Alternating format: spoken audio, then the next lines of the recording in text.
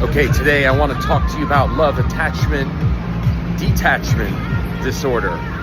Again, I know you're thinking, Lance, are you making up terms here? Lance, are you a counselor or therapist? No, none of those fucking people, thank God. And yeah, I am making up terms. There are a lot of well-meaning professionals that make up terms to scare you and keep you on the counselor's couch. Anyway, bottom line is, people are not complicated. Everybody, I don't give a fuck what kind of term you try to give somebody or label. Every human being is looking for love, and every human being is looking to avoid pain. Sure, some people go about it a really fucked up way, that's true. But that is ultimately what's driving people, not complicated. And every human being on planet Earth does fall into one of those two categories. In any given point in time, there are actions, even if they're doing it in a fucked up way, they're doing things to get closer to love, and they're doing things to get away from pain. This applies to everybody, so don't make things so complicated. So as far as this love attachment, detachment syndrome, I'm just talking in a common sense way here, what I'm referring to here. There are certain people out there that hate to be alone.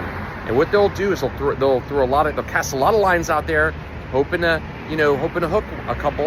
And what they'll do is, because they hate being alone, they will love bomb, they will be very overly accommodating, aggressive, really like, I want this to work. They will do a lot of things, especially when the other person is not even looking for a relationship, to try and make that relationship work. And again, they can come across very charming, but that's what they're really trying to do, is they don't like being alone, so they're trying to get people, they're trying to get some options of people that they can choose from. Then what they'll do is, maybe one bait sinks as it hits, and maybe they got you, for example, and all of a sudden you've changed your mind and you're now interested in a relationship because you've been convinced. But then they get somebody else, and now next thing you know, they tell you, this is moving too fast for me. I need to take a step back. I'm not ready for this. If that's a situation, now listen, I want to be clear here. Lightning can strike. Someone out here, you might meet somebody who's amazing. They're really just like, wow, the sun, the stars, the moon all align, and this is amazing. Okay, that's great. This is the warning part. The warning part is when you have somebody that after they do that and you commit, then they back away and run and tell you you're actually moving too fast. That person, you need to run from. That's somebody that is afraid to be alone, and they found a better option. There's nothing you did that was wrong. There is nothing you did that was wrong. They just found a different option of what they look at as a better option.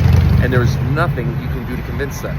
The only thing you do is convince them, is let them go on that certain track, let them fucking fail, and let them come back to you later. And if that happens, I would highly suggest you do not give them a second chance. Anyway, lots more coming up. Just a quick little short on love, attachment, detachment disorder, which of course is not a real fucking thing, but is a real problem. Bye-bye.